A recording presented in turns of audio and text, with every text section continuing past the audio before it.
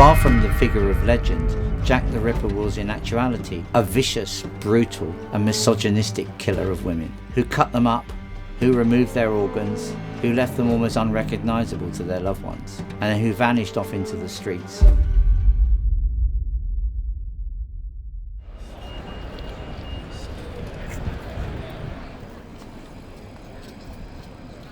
On the morning of the 26th of August, 1888, the newspapers reported the murder of a woman in the East End of London. The London Gazette read, "Another murder of the foulest kind was committed in Whitechapel early yesterday morning. By whom and why remains a complete mystery." Violence and even murder were not strangers to Victorian Whitechapel, yet no one, not the frightened locals, nor the story-hungry journalists, could have imagined the nightmares that were set to grip the East End of London in the autumn of 1888, nor that we would still be here dissecting the mysteries today. But this was only the beginning.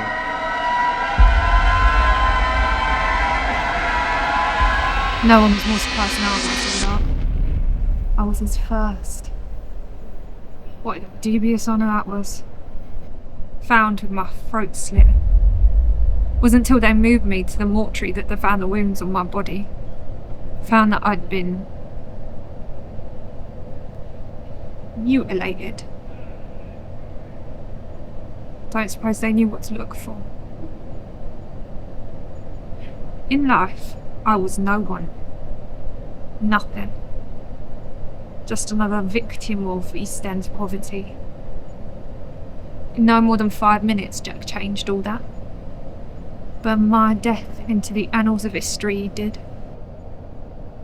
The man who found me couldn't tell if I was passed out, drunk or dead. My body was still warm.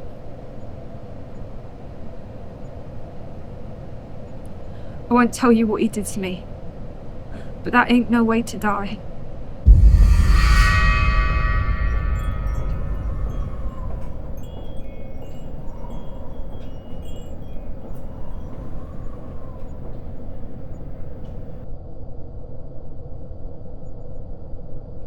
Polly Nichols was 43 years of age, down on her luck, living in the Flower and Dean Street slum.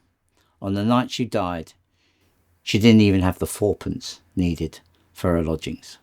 But she was confident she could get it, telling the supervisor to keep her bed, see what a jolly bonnet I've got, and she went off into the night in search of a client. London, 1888, a city bursting with industrial power, of Victorian confidence and empire, yet suffering under the weight of poverty and crime. It was a place of profound contrasts, the great and the good, the grit and the grime. Victorian London was a tremendously divided city. The heart of empire. In the west was affluence, in the east was effluence. And in the East End of London, where the Whitechapel murders take place in 1888, this is where you would find people living in poverty, living in workhouses, existing hand by mouth. Walking these streets today, amidst coffee shops, pubs and commuters, it's almost impossible to fathom the violence that occurred here in 1888. Who would have thought that these very alleyways and dark corners would conceal murders so savage that they would reverberate throughout history?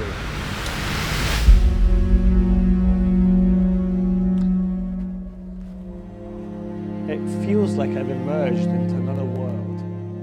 These streets seem so familiar, yet the reality couldn't be more different. The Victorians had a rather complicated relationship with poverty.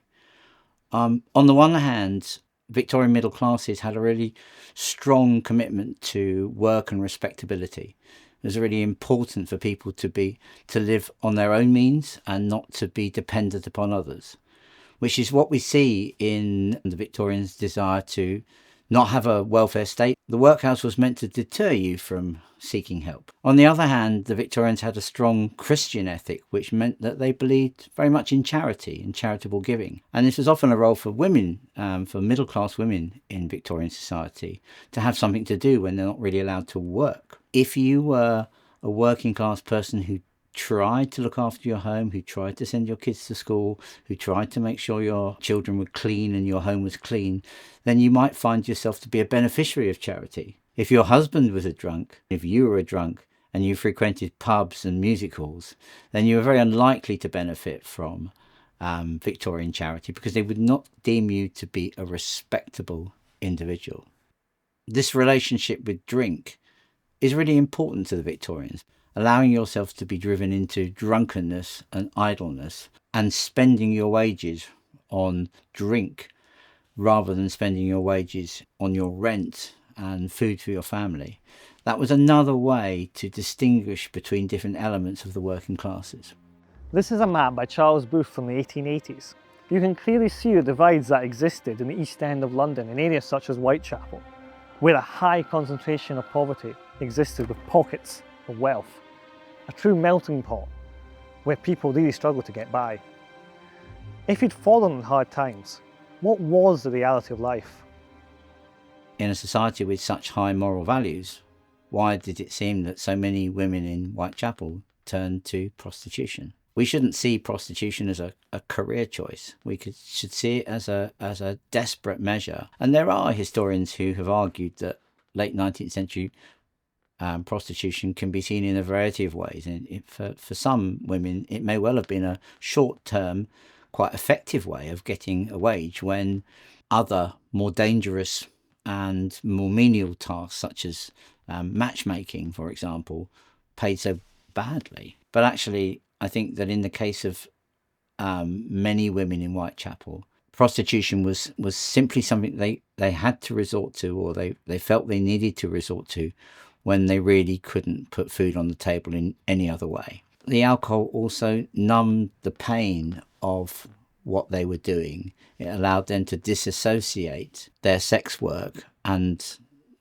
any shame that they might have felt from that, and indeed any pain they might have felt from that, by consumption of effectively a drug that was going to numb all of that. Several of Jack the Ripper's victims were living such a hand-by-mouth existence in 1888 that every night they had to find the money, the fourpence they required for their lodgings. They had very little way of getting that money, and their existence was such that if they were prostituting themselves, if they were acting as sex workers, then they would go out to find men on the street to try and get that amount of money just to pay the bills for the evening. That would often drag them into the world of pubs and drinking. That money was being earned, spent several times in one evening. And we see this in the case, for example, of someone like Polly Nichols, who goes out on the night that she's murdered because her landlord is effectively saying, I'm not going to let you stay in here unless you come up with the money. She doesn't have the money, but she says, hold my bed, I'll be back.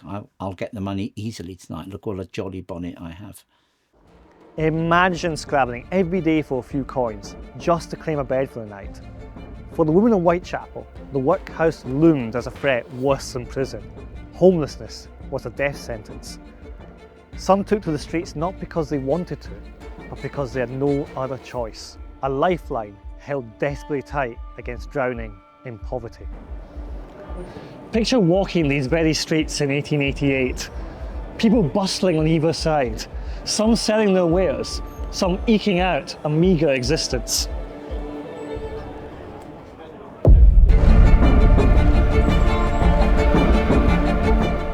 Then dusk falls. The workers of London fade away to their homes with drinking dens, and instead, in their place emerges the underbelly of the city. Here, now, women who had nothing to sell but themselves. Imagine how dreadful it must have been to be forced to choose prostitution. Women out in the street at night, easy prey for a killer.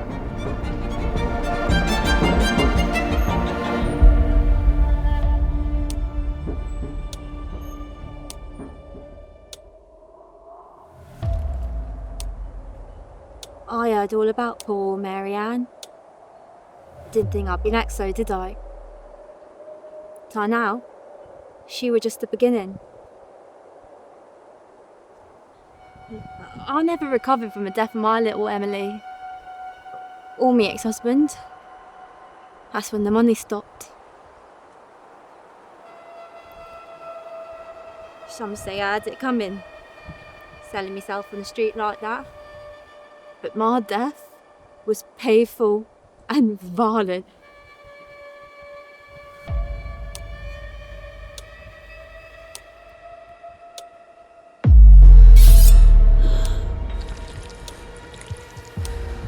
My throat had been cut and he gutted me. Some of my organs were placed on my shoulder like a twisted trophy or something. They say some heard me murder, but no one came.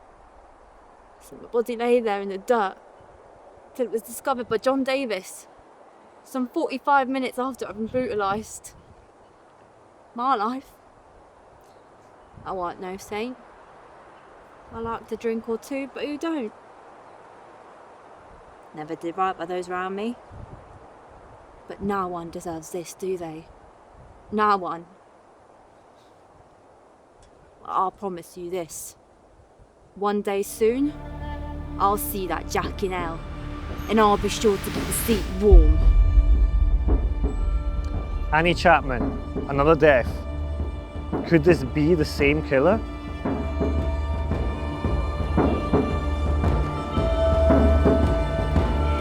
This is a copy of the report by Dr. Phillips, who observed Annie Chapman's body at 6:30 a.m. in the backyard of the house that was here at 29 Hanbury Street. This shocking testimony was read out in court and widely reported by the newspapers at the time. Annie dehumanised not just by her killer, but by the reporting in the press.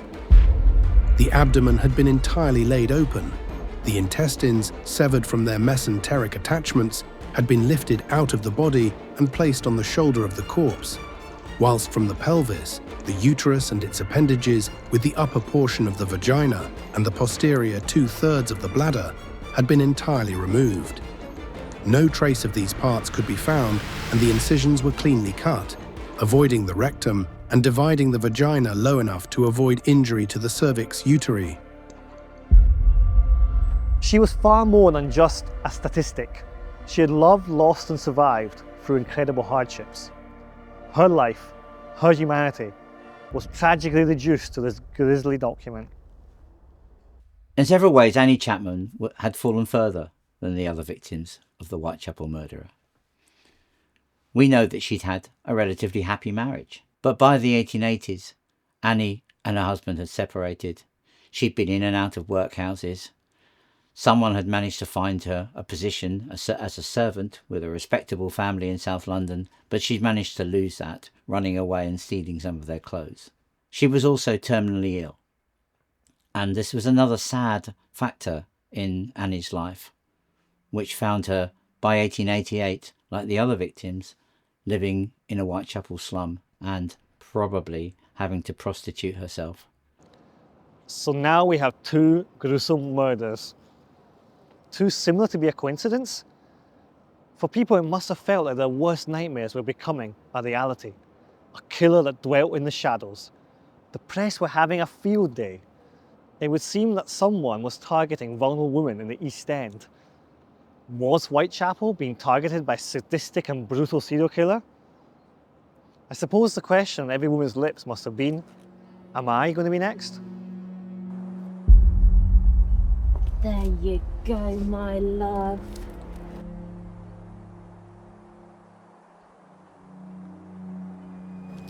All right. Thank you. So, we was both killed on the same night. More or less round the corner from one another. Only 20 minutes between us, they reckon. Hardly seems fair. I mean, why kill both of us in one night? And how come you only got your throat slit?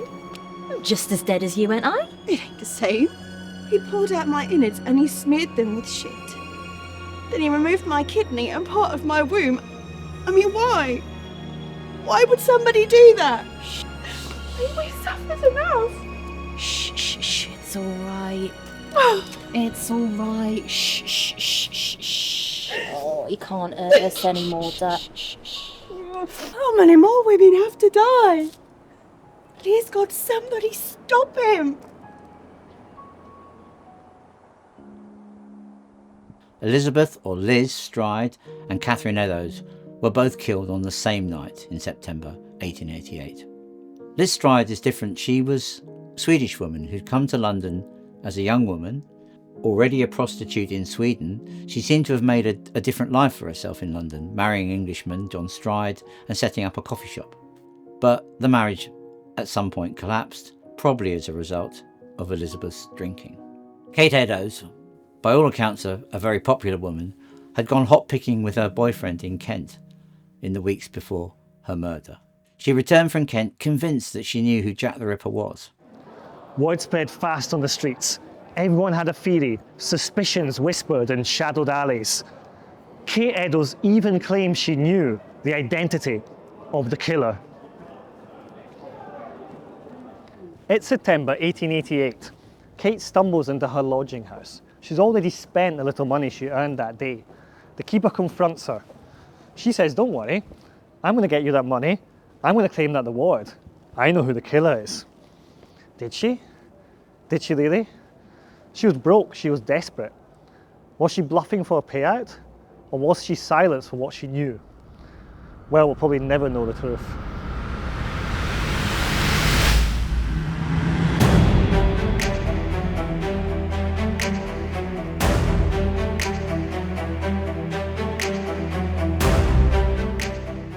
The public was gripped with grim fascination and dread.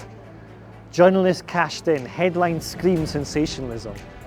People visited this area, gawking at crime scenes. Even then we had dark tourism, rich people slumming it by going tours.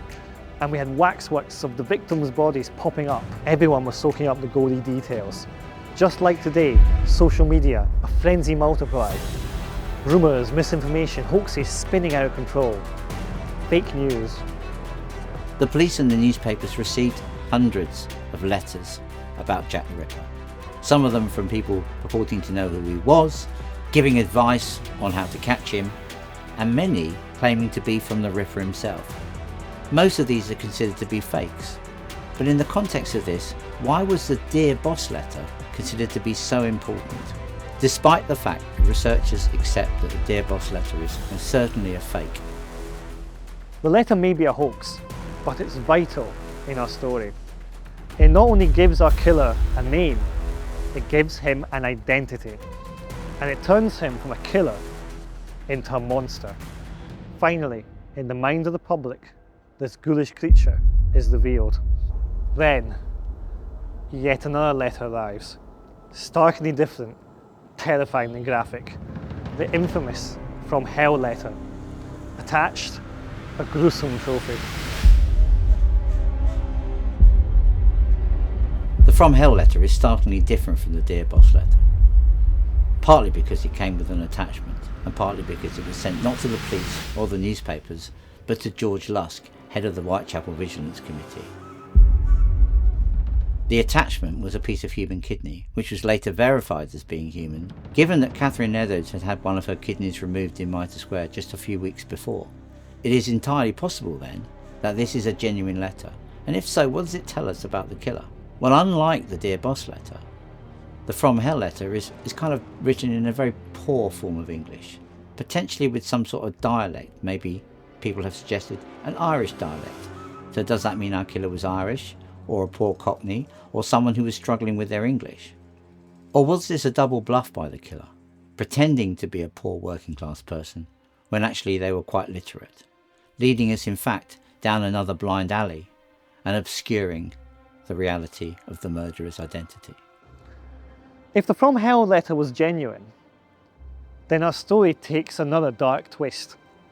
We now have to ask ourselves, who exactly was Jack? Hundreds of people have been put forward as possible suspects in the Jack the Ripper murder case. But however compelling any of the arguments are for any of them, we'll never know who Jack the Ripper was to everyone's satisfaction. And in some respects, that's one of the things that makes the case so interesting, because we can all play the game of trying to work out who the killer was. But amongst the suspects put forward, several names and types have resurfaced many times. So one way of looking at this is the way that the police perhaps at the time were considering the killer's identity. And he tended to fall into one of three different categories. There was the idea that the killer was a doctor because of the ways in which the women's bodies were cut up and organs were removed. So the suggestion that he might be a surgeon or a doctor, or at least in possession of some anatomical skills, perhaps like a slaughterman or a butcher. And then we have the idea that he was some kind of toff, an aristocrat, a slummer coming in from the West End of London to gawp at the East End and to attend the pubs and the clubs and the music halls. And finally, that he might have been some sort of deranged immigrant. Now all of those characters, the doctor, the aristocrat and the immigrant, all fulfill contemporary concerns about the other in society. They're all people that are not like us, and it's very easy to pin it on those individuals. And amongst them we get names then like Aaron Kosminski, a Jew from Whitechapel who was suffering with a form of mental illness. Or Montague Druitt, who killed himself by drowning in the Thames shortly after Mary Kelly had been killed. Or we even get Queen Victoria's grandson put forward. More recently, attention has formed on other characters like Chaim Hyams, another local Jew, David Cohen. They all fit into the same categories. Or perhaps the painter Walter Sickert, because of the nature of his paintings. Even Lewis Carroll has been proposed as a suspect for Jack the Ripper. None of these people, of course, can defend themselves. None of these people can be put on trial. So the cycle of proposing suspects, writing books about them, arguing about them, and then dismissing them goes on and will probably continue to go on as long as people are in any way interested in the Jack the Ripper case. New research potentially places one of the suspects at the scene of Kate Eddowes' murder. Although Victorian police lacked modern DNA methods, new private investigations offer intriguing leads. Genetic tests point the finger at 23-year-old Aaron Kosminski, a Polish barber who is believed to have had mental health issues documented at the time. Kosminski certainly seems to fit the bill. Is he our killer? And could it possibly get any worse than this? They found me on the 9th of November, 1888. Here, in Miller's Court, Spitalfields. Thomas Bauer came for the rent, but nothing could prepare him for what was behind that door. He knocked, there was no answer. Then he tried to break the door down, but that didn't work either. In the end, he went round and tried removing the ragged cloth from the broken window. And that's when he saw me. Not a human being. Not anymore. Just something torn up, broken. I said he mutilated me beyond belief, and they were right. My blood soaked the floor. My throat was cut. My face was gone. No one could tell it was me. They said he was probably in that room for about 2 hours doing what he did. Using every minute. He even burnt my clothes in the grate, erasing all knowledge that I even existed. He tried to, at least. And then after me, he stopped. Why? Why did he stop? Maybe he was done. Maybe in me he'd found his perfect victim.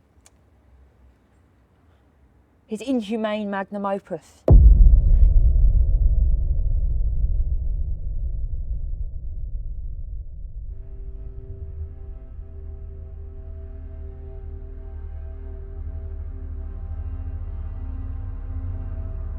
At 25, Mary Jane Kelly was the youngest of the Whitechapel victims. She'd enjoyed a good relationship with her boyfriend Joseph Barnett, but he really hated the idea that she had to prostitute herself and tried to persuade her to give it up. When she went back to prostitution in November 1888, Joe left, leaving her alone in the small room they both shared in Miller's Court. And uniquely, Mary was found murdered in her own bed, brutally and savagely, in the worst crime in the series, and perhaps in any other murder in British history. Let's have a moment to take stock. Already 4 horrendous and shocking murders. Now a killing beyond brutal, beyond imagination. Crime scene photographs, an innovation for the time, brought to life the murder in a way never before depicted, leaving a haunting image for anyone who viewed them. So who were the victims of the killer known to history as Jack the Ripper? Well, most historians and most researchers into this case would agree that there were 5 canonical victims, but others would add 2 or 3 or 4 other names to that list. We tend to describe the 5 as the canonical 5, and those women are Mary Ann Polly Nichols. She's the first of those 5 women to be murdered, shortly followed by Annie Chapman, also known as Dark Annie. Then 2 women on the same evening, same night, were murdered, but in different parts of Whitechapel. Elizabeth Stride, or also known as Long Liz Stride, and Catherine or Kate Eddowes. And finally, the last of the canonical 5 victims was Mary Jane Kelly. She was also the youngest and the only woman to be murdered indoors in her own lodgings. But now we believe that there could well have been other women murdered by Jack, including Martha Tabram and Emma Smith, both murdered in Whitechapel in 1888. And despite over a century of investigations and speculation, we may never know Jack's true identity. What we do know is that his dark shadow still attracts people here to the streets of Whitechapel. So what is the legacy of Jack the Ripper? He's passed into legend and left behind him a trail of misogyny, brutality, which we continue to pick over, sometimes forgetting to remember that at the heart of this were 5 or more very poor and vulnerable women who certainly didn't deserve to die in such brutal circumstances in those months in 1888. For the police, we can see some changes in procedure in the late 19th century. At the beginning of this series, the level of forensics that the police carried out, for example, on the investigation into the murder of Polly Nichols, were very different from that of Mary Kelly by the end of it. By this point, the police were sealing off Miller's Court and Dorset Street, stopping the press from interfering and walking all over the crime scene, and actually capturing, perhaps for the very first time, the crime scene on the new technology of photography, preserving that image of Mary Kelly's body. And the spotlight that the murders brought to the streets of Whitechapel did have some, albeit temporary, positive consequences for the people of the East End. It focused attention on the poor conditions, on the desperate poverty, on the housing, to the extent that the government and authorities were forced to act and to make some improvements. Perhaps these improvements didn't last long, but they do remind us that such a terrible crime like this could have positive outcomes for some people. We came here to explore a killer's tale, yet we discovered so much more. As we leave Whitechapel, let's remember Polly, Annie, Kate, Elizabeth and Mary Jane, not merely as victims, but as women who should have had far more from life. Their stories are the stories of real people who lived in the East End of London and who suffered through hardships that history often forgets. Their stories deserve to be told.